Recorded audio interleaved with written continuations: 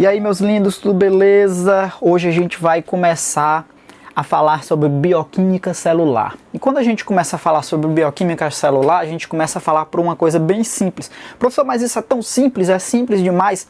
Água. A água, ela é fundamental para a vida. A gente já sabe que a gente não consegue ficar muito tempo sem beber água. A gente consegue ficar muitas horas, até dias, sem comer. Mas sem beber água a gente não consegue ficar muito tempo, né? Então vamos falar um pouquinho hoje sobre a água. Por que a água é tão importante e quais são essas propriedades que a água tem. Então a primeira coisa aqui, ó. A água é o solvente universal. Basicamente, quase todas as substâncias são solúveis na água. Professor, isso é importante por quê?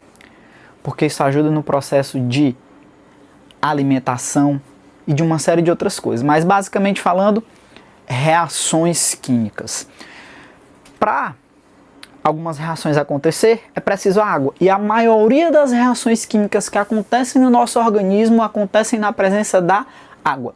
No nosso estômago a gente tem o chamado suco gástrico. Vocês, quando vão fazer o suco em casa, de limão, de laranja, de maracujá, usam a fruta e a água. Então a gente precisa da água para fazer essa dissolução. E aí essas reações químicas, elas acontecem no meio aquoso, ou seja, na água. É necessário que a água esteja ali para essas reações acontecer. E tem alguns tipos de reações que a gente chama de reações de hidrólise que necessitam da água. São reações que são quebradas pela água. A gente fala hidro, né, que significa água, e lise, que significa quebra. Então, hidrólise, ok? Professor, o que mais? Ela auxilia no transporte de substâncias. A gente vai estudar mais lá na frente que existem uma série de tipos de transportes através das membranas celulares. Então a água, ela é fundamental nesse processo. Existem proteínas específicas na membrana celular, que eu vou explicar melhor para vocês lá na frente, que são chamadas de aquaporinas, que facilitam a passagem da água com substâncias dissolvidas, certo? Então a água também é fundamental para esse processo de transporte de substâncias entre o meio intra e o meio extracelular, beleza? A água, ela também tem uma geometria, ó, geometria angular, ela é assim, igual a nossa figurinha aqui. E é uma molécula polar. O que é que significa isso? Que ela tem afinidade em ligação com outras substâncias. A gente tem moléculas apolares e moléculas polares, certo? A água é uma substância polar, por isso que ela tem essa capacidade de dissolver outras substâncias polares, certo? Professor, o que mais? A água, ela é muito abundante. O ser humano tem cerca de 70% do seu peso de água. E isso varia de acordo com a nossa idade. Quanto mais jovem a gente é, maior a quantidade de água. A gente vai ficando mais velho, essa quantidade de água vai, ó, diminuindo, certo? Professor, varia mais com o quê? Varia mais com espécie. A gente tem espécies, como por exemplo a água viva, que é formada de cerca de 90% de água. 98% de água. Isso depende da espécie. E existem espécies que têm uma quantidade de água bem menor, como algumas espécies de vegetais, né?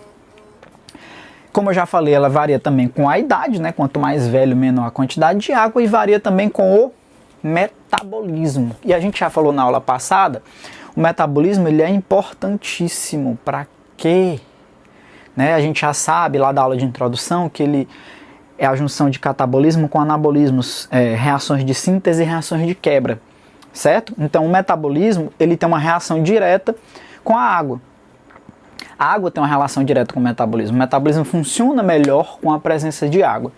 E aqui, ó, quanto mais jovem, mais água no corpo, mais o metabolismo é acelerado. Por isso que as crianças, né, pequenininhas, elas são mais aceleradas, o metabolismo é mais acelerado, elas comem e crescem rapidamente por conta desse processo natural do crescimento delas, do metabolismo ser mais acelerado. Então, quanto mais água, mais fácil é do metabolismo funcionar.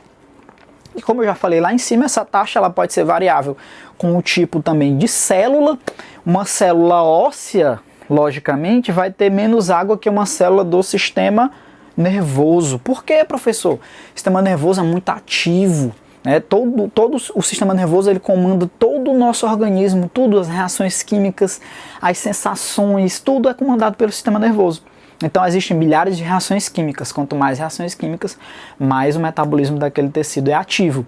E aí, consequentemente, ele precisa de mais água para ser mais ativo, certo? Uma outra coisa são as propriedades da água. Professor, quais são essas propriedades? Primeiro, a água ela tem uma característica que são as pontes de hidrogênio. Nessa figurinha aqui a gente está vendo isso. Professor, para que servem essas pontes de hidrogênio? Quando a água se liga, ela é difícil de separar por causa das pontes de hidrogênio. Essas pontes de hidrogênio dão uma propriedade chamada de coesão e adesão. Ou seja, as moléculas de água são coesas, são unidas. E elas têm uma facilidade de aderir nos locais. Por isso que a água molha, por causa da propriedade de adesão. Ela também tem alta tensão superficial. Professor, o que é isso? A água fica tensa, estressada? Não. Quando você olha, por exemplo, um balde com água, uma piscina, aí vem aquele insetinho e pousa na água. Por que ele não afunda? Porque ele é muito leve. E a água tem o que a gente chama de tensão superficial, que é proporcionada pelo quê, gente? Pelas pontes de hidrogênio. Beleza? Entendido? Outra propriedade da água é de lubrificante, Professor, a água ela lubrifica o nosso organismo como? As mucosas, a gente tem saliva na boca, a gente tem as lágrimas nos olhos e a gente tem, por exemplo, no joelho, não vou conseguir mostrar o joelho, na sua cavidade, um líquido chamado de líquido sinovial. Esse líquido lubrifica o nosso joelho. Professor, mas por quê? Porque o joelho é a articulação que suporta quase que o peso do nosso corpo inteiro. Sofre mais pressão. Então ela precisa dessa lubrificação para ter um movimento, né, mais livre, mais fácil. Entendido? Beleza? E aí, por último, a gente tem aqui, o calor específico. A água ela tem um elevado calor específico. O que é isso, professor? É a quantidade de graus Celsius que ela precisa para aquecer, para evaporar, certo? Então a água, ela evapora a 100 graus Celsius e ela congela a 0 graus. Ou seja, a amplitude de 0 a 100 é bastante grande. Por isso que o nosso corpo tem muita água. A água ela ajuda a regular o clima. Professor, como assim? Vamos a um exemplo simples, o deserto. O deserto é altamente quente durante o dia e à noite ele é frio. Então a variação de temperatura ela é muito alta. Por quê, professor? Porque não tem água. Por isso que não forma gelo lá, entendeu? Agora, na nossa região, uma região tropical, a temperatura ela é constante. Dificilmente você vai ter uma temperatura de 0 graus e outra de 50. Por quê? Porque tem muita água, muita umidade no ar. E aí a água ela segura essa temperatura. Um exemplo, tem quando você fica com aquela pizza aqui no sovaco? O suor ele serve para quê? Primeiro, ele é formado de água, lógico.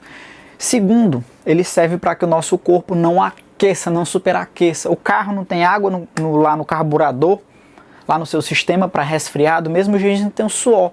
Quando você faz uma atividade física intensa, academia, correr, jogar bola, badminton, o que você jogar aí de esporte, que você praticar de esporte, você vai suar, você vai transpirar. Por que você transpira? Justamente para que essa sua temperatura não se eleve. Quanto mais a atividade física é intensa, mais calor é perdido pelo metabolismo. Mais o nosso corpo se aquece. E aí mais a gente transpira, certo? Então a água, com seu calor específico, ela impede grandes variações de temperatura. E isso é fundamental para nós mamíferos que somos seres homeotérmicos, que temos uma temperatura constante. Entendido, pessoal? Qualquer dúvida, se for no YouTube, mensagenzinha lá nos comentários. Se for no Instagram, mensagem nos comentários. Dê aquela curtida no Instagram, dê aquela joinha no YouTube. Valeu! Ah, já ia esquecendo. Próxima aula a gente vai ver sais minerais.